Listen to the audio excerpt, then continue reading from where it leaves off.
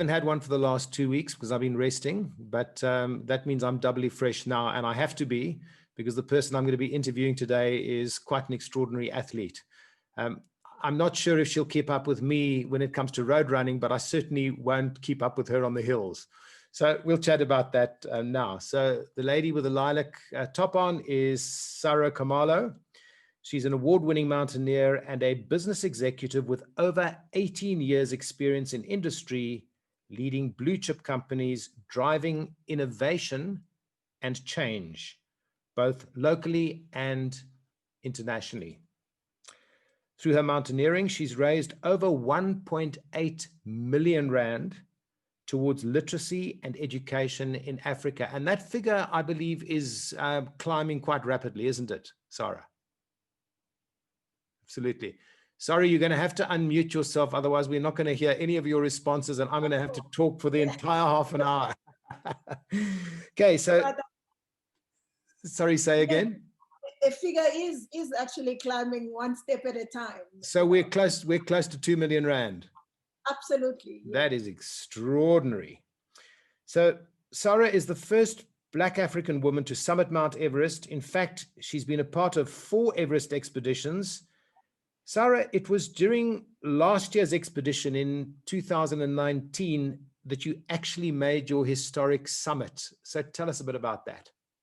Wow, it was actually on the 16th of May, 2019. A humbling moment, I must say, especially after 3 other failed attempts. You kind of end up not taking anything for granted. My first attempt was 2014. Yeah. After summiting Kilimanjaro and using that expedition to raise money for a home in Benoni called Kids Heaven. Yeah. This was really like a bucket list item expedition. You know, I want to get to the top of Africa, and when we did that, handing over an outdoor gym and a library that we converted a room into a library to the home, one of the kids there said to me, "Do you really come from the township?"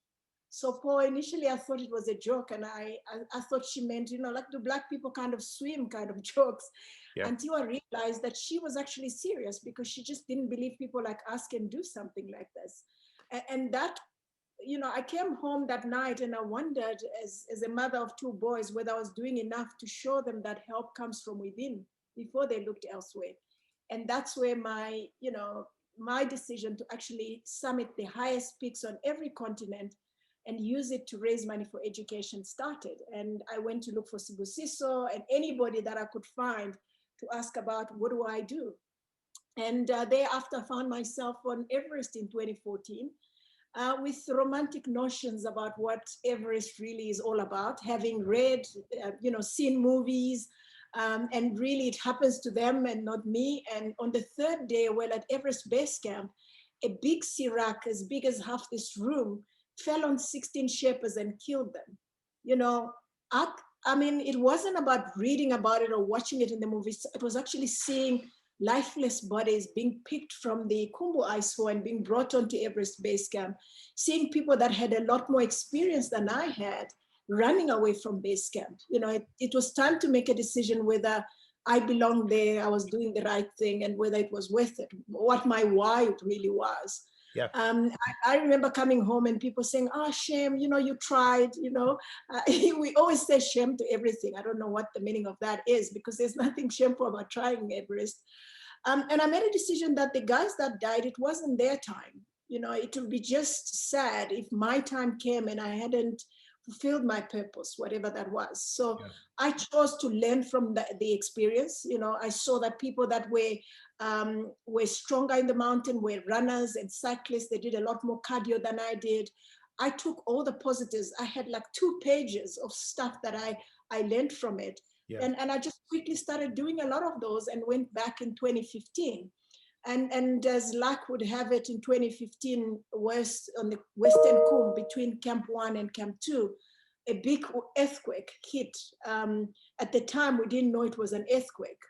It killed about 9,000 people in Nepal, 22 at Everest Base Camp. And that was devastating, you know. I mean, we actually had to be airlifted from Camp 1 to Everest Base Camp.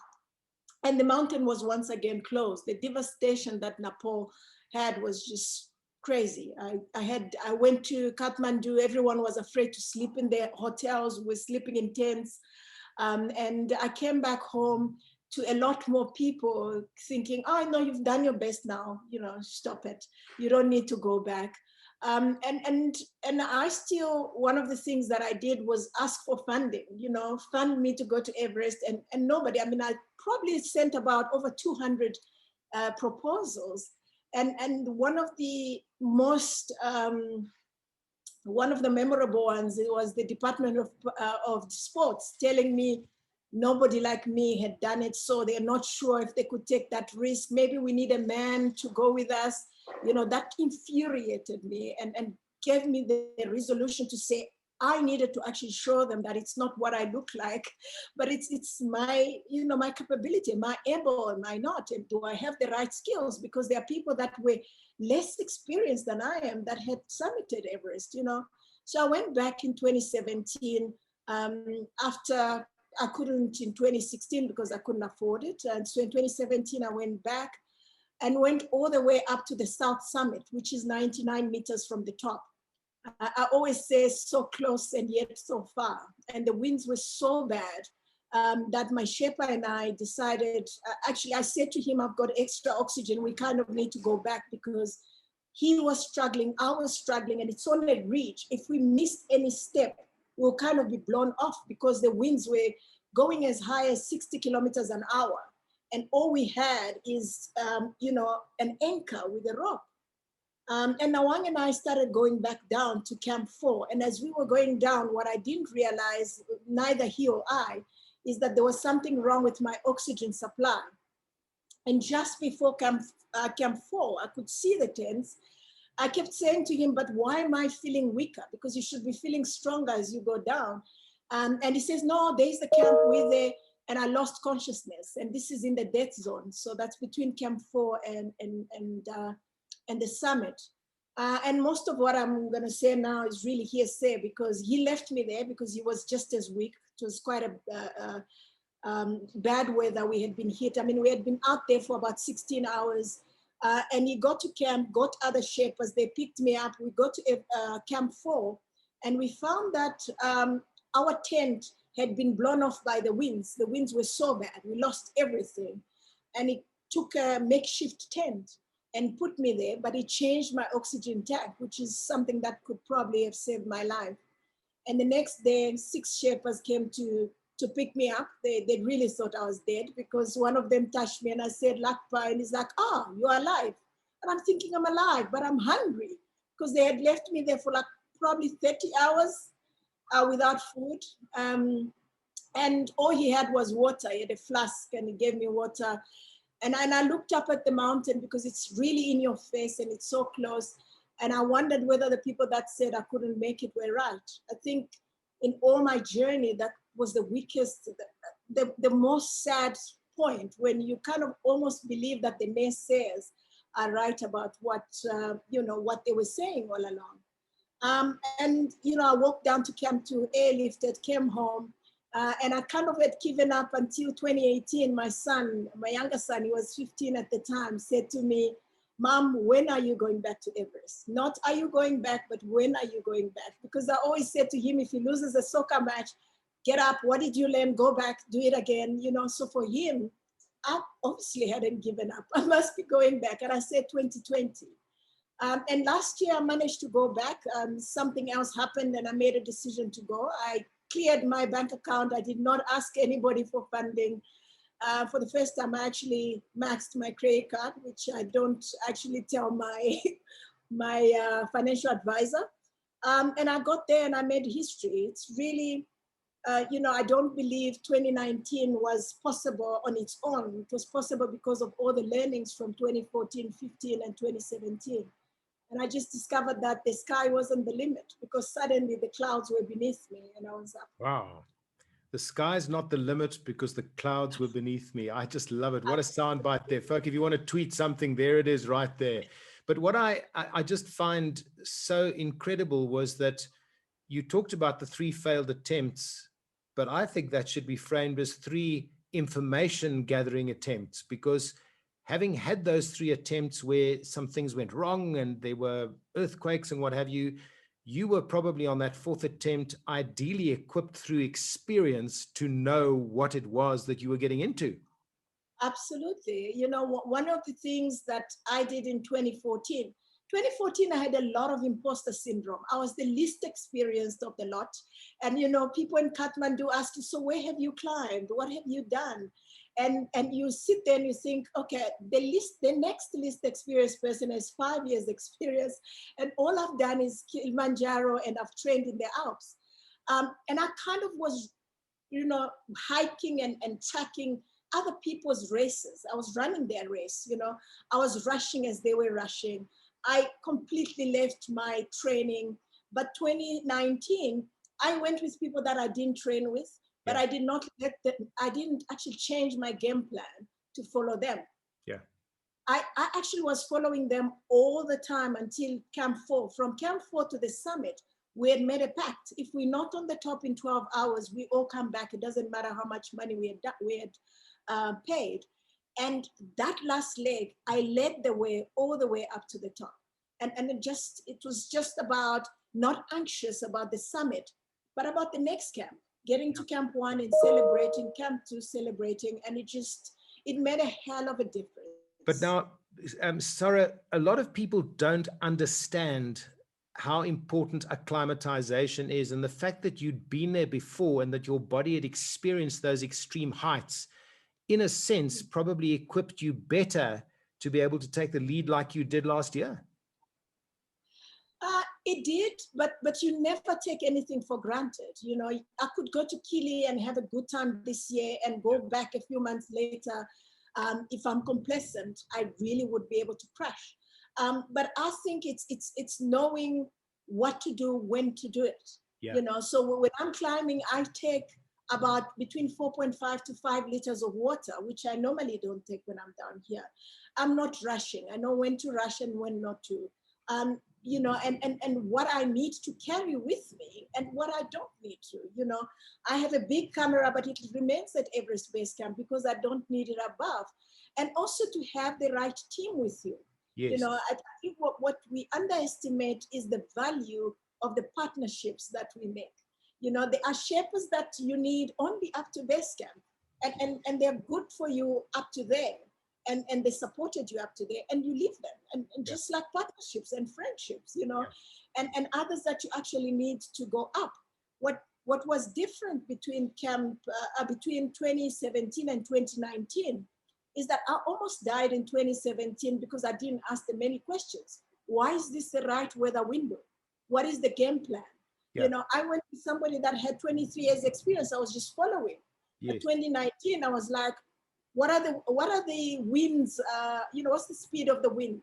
Why are we going now? What's the game plan? You know, I think that is also experience, but also a smaller team.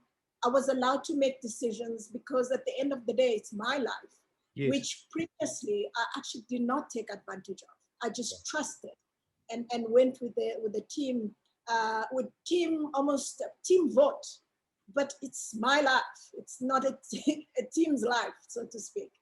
And that was important for 2019. I'm so fascinated by this whole theme of the power of resilience, which is really the topic of your talk. And you've mentioned that there were 3 key lessons from your climbing journey. I would wager that you've probably shared some of them already, but what were those 3 key lessons, and why were they so significant in helping you to reach a goal which culturally you were never supposed to reach because people like you never do it, but you did it? Yeah, absolutely. I think the big one is what I mentioned is growing up as one of 7 girls, you know, to a single mother. She always said the sky is the limit. It's like busting that myth, you know, that she was wrong. The sky is not the limit. We need to aim higher. You know, I think a lot of limiting beliefs stop us from just stepping outside of the comfort zone because we'll surprise ourselves. Yeah. And I think that for me was really significant. And also failing forward, you know. If you look at what's happening right now with COVID-19, we didn't expect it. No. We couldn't have planned for it. But what do we have in our toolkit to actually enable us to not only survive this period, but thrive? You know, Yeah. I think that is really the ability to get up and keep going. If you look at Everest, you acclimatize, you climb up, you sleep low, you go up, you know, and so forth. How you actually succeed in summiting is by waiting at base camp, not going to the bottom of the mountain so that when the weather window is right, you're coming all the way. How can we ensure that we are, even if we fall, we are close enough to get to the summit? It's having those tools that will allow us to be able to just get up and move forward and thrive, as I mentioned. I think the other important thing that I mentioned is the power of partnerships. No one gets to the top on their own. Yes, you see that picture and I'm standing there and I'm smiling, or, you know, behind those goggles. I was there because of the right partnerships and because of the people that either I helped along the way or that helped me along the way in order to get there. They say, if you want to go fast, go alone. If you want to go further, Yeah. go with other people. And I'm a firm believer in that. And climbing has really emphasized that in everyday actions that I take. So tell me if I'm hearing your three key steps correctly. The first one is that ability to be able to push beyond self-imposed boundaries. That's the first one. The other one is that you've got to keep going no matter what. And things can get really, really tough. You can get very, very tired. You can have terrible winds and horrible weather conditions. You can have extreme temperatures, but so long as you keep going, and even if you're standing stationary, mentally, you know that you're keeping going, you're still effectively in business. And then the last one that you mentioned was partnerships. Now, those are the three. Yes, those are the three that I would like to share at this point. There's a lot more in the mountains. The mountains, you know, I've found something really fundamental is realizing how much of a speck we are in the bigger scheme of things. Yeah. You know, I've met amazing people and I've been humbled in more ways than one. You can train for 3 years and the mountain has its own ideas about, you know, whether to give you the rite of passage or not. Yeah. And the point is, how are you going to handle that and keep moving?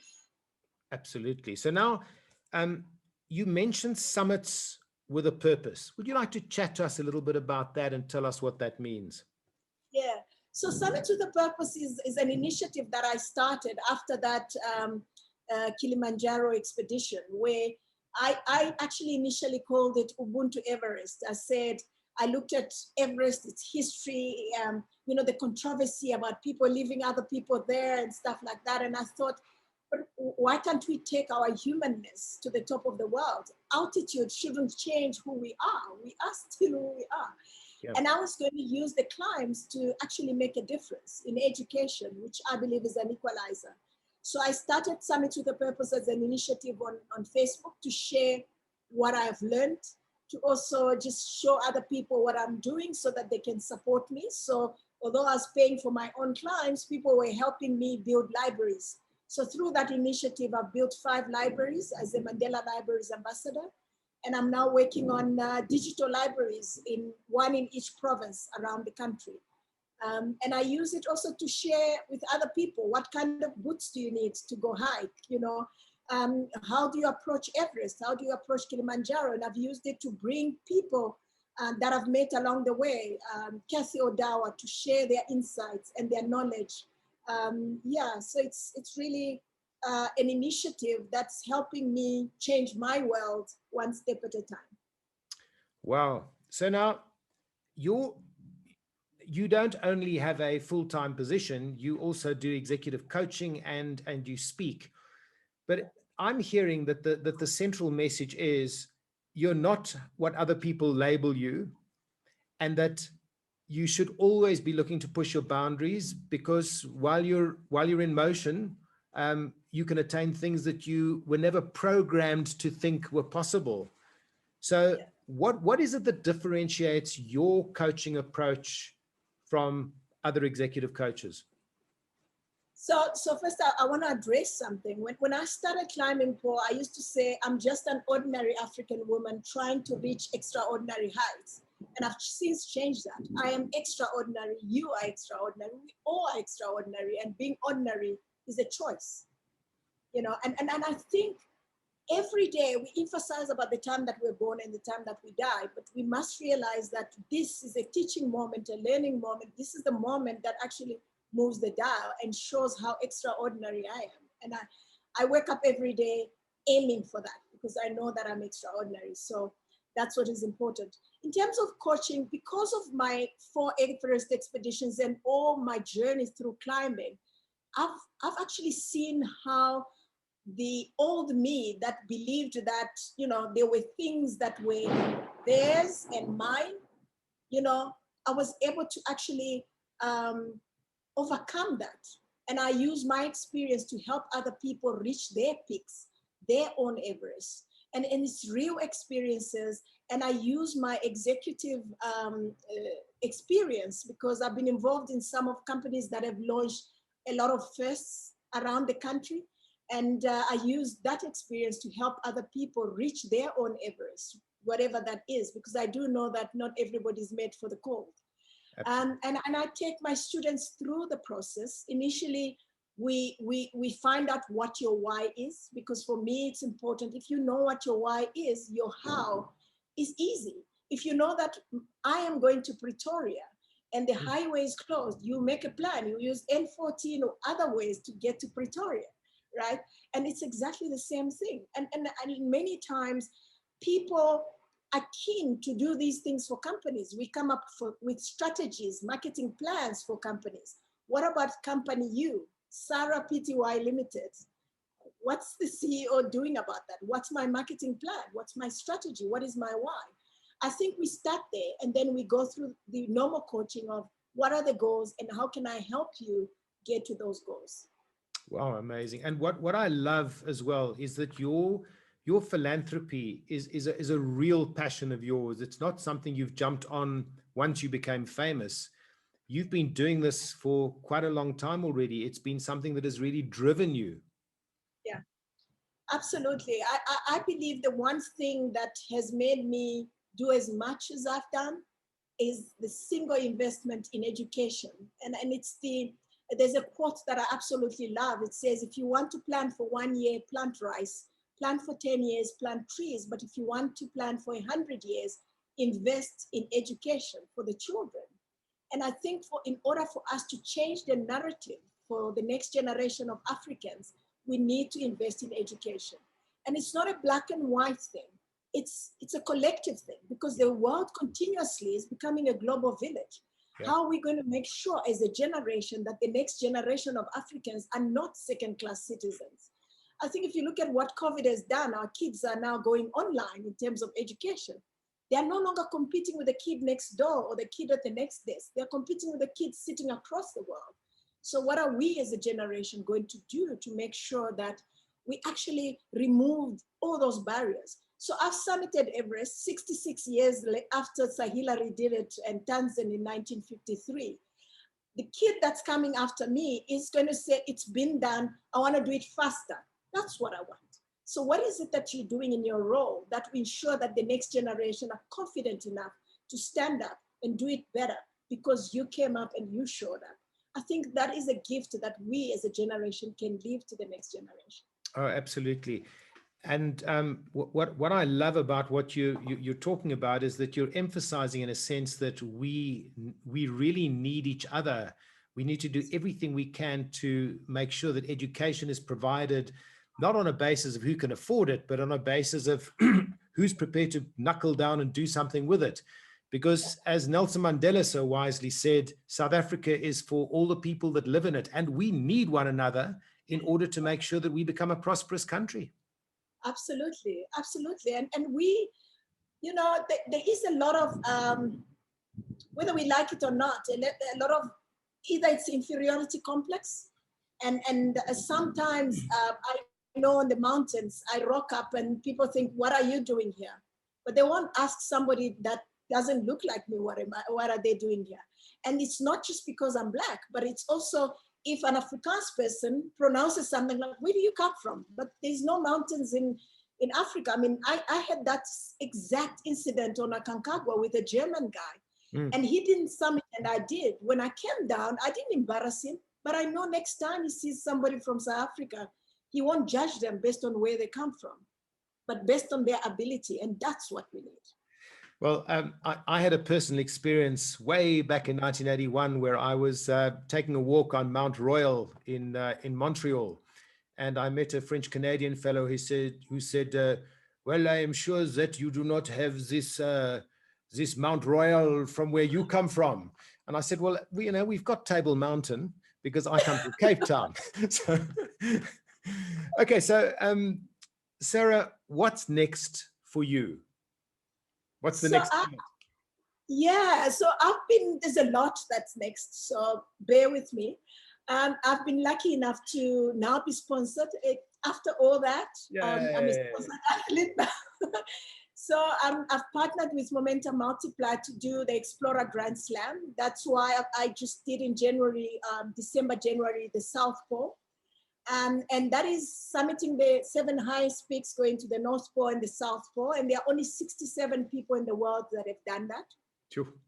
While I wait for the world to open up on the 25th of October, which is why I was spinning the other day, we're doing a cyclothon to try and break a Guinness World Record to spin for 8 hours and raise money to build the 9 digital libraries in the 9 provinces around South Africa. So yeah, that's short term, and long term is the Grand Slam. Sure, that is incredible. But I mean, 8 hours on a spinning, that's like running comrades. I don't think so. They say spinning is easier on your knees, but yeah, we'll see what happens. It's going to be a lot of fun. We're doing it with Planet Fitness at the gym. So a lot of things we've been doing remotely. So it'll be great to see other people. Social distancing, of course, but yeah, it's going to be a lot of fun. So I just want to say to our audience is that if there are any questions that you'd like to ask, now would be a great time to stick them in the chat box. What I'd like to ask you, Sarah, just as my last question to you is, if you had to give our audience, and just bear in mind that there are some people that are on the video conference, but this recording is going to be going up on my YouTube channel, and lots of people are going to be able to tune in and listen to what we've been discussing now. What would be your key message in a nutshell? I think I would like to reiterate what Mandela says as a starting point, that it always seems impossible until it's done. Yeah. But more importantly for me, that's close to my heart, the sky is not the limit. We belong above the clouds. We just need to keep stepping in whatever field we are in, because we have a duty to leave a gift to the next generation. Wow. And you've really proven, not by just talking about it, but by dreaming it, thinking it, going out there, trying it, failing, getting up there, somehow finding the money, going back and doing it again, failing again, falling over, coming back home with your tail between your legs, going back again, and then eventually summiting Everest and doing something which some people will think that you were never born to do. But I think you always believed that it is something that you were born to do. Absolutely. I always believe that, we are our own worst enemies when we start, believing in the stories that we tell ourselves. We are extraordinary, and being ordinary is a choice. So let's go out there and be exactly that. The power of human choice. We've got a lovely question here from Lisa. She's asking, with all you've achieved and accomplished, how do you decide what the next goal is and what you want to achieve? So the one thing that's remained consistent for me is believing that education is the equalizer, and also appreciating the fact that the time that I've got is a gift, and using it wisely and deliberately in everything that I do. And mountaineering is one thing. I mean, Everest has given me an amazing gift, which has given me a platform to make a difference. And I'm honored and using it wisely to give other people an opportunity to do amazing things. Because I don't think what I did was amazing. Amazing things are coming, and I'm just hoping I can be a small part in making it happen for other people. That is so exciting. Now, we've reached the half-hour mark exactly. So technically, it's the end of the interview. And what's amazing is that all this brilliant stuff, I've got canned on a recording, and I'm going to be loading it up onto my YouTube channel, and you can go and listen to it again if you want to. But for those that want to stay, I promised Sarah that I was going to ask her just to share something with us. And this is the grit that I always find is missing in reporting.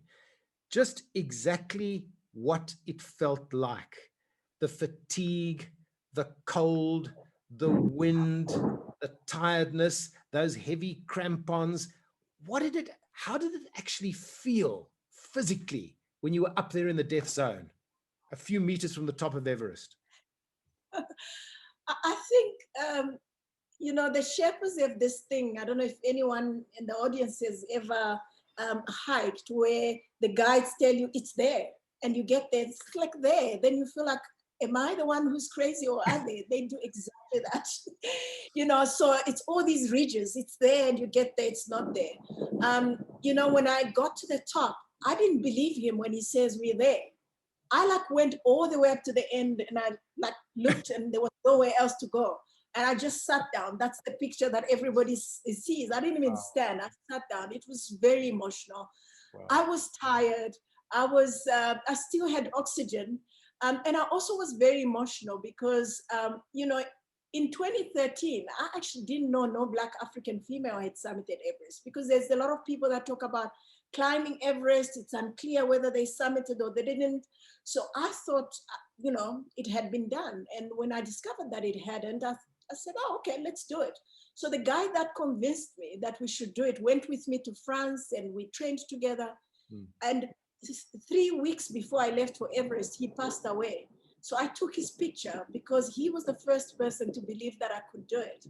And I really mourned for him. And I thought about all the no's that I had received over time, or my sitting in the Ministry of Sports office and them saying I couldn't do it, and just realizing that all those doors that I felt were doors being closed in my face were actually little windows, because they left the gate wide open for me to walk in.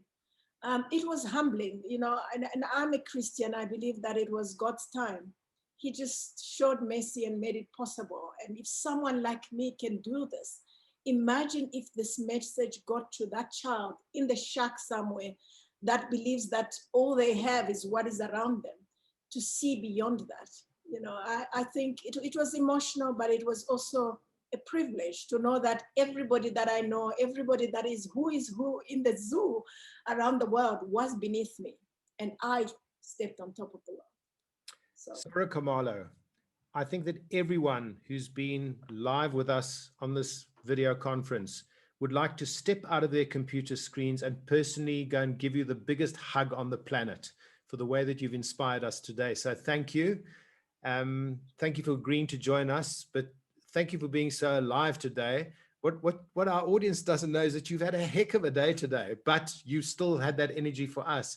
And it really just talks to the kind of person that you really are, and the example you are to so many millions of people in our country and across the world. So Sarah, thank you so much for joining us.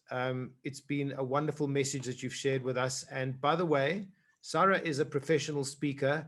Tell people about her, and let's get her booked solidly for the rest of the year and for the next few years coming, because she's going to have a lot of brilliant stuff in addition to what she's told us to share. So everyone, thank you very much. Sarah, thank you. Bless you. And we'll see you. I wanted to say this. Yeah. That's my vuvuzela that I took to the top of the world. I see you've got your own piggy bank there. I've got my piggy. This has been to Aconcagua and Everest, my vuvuzela.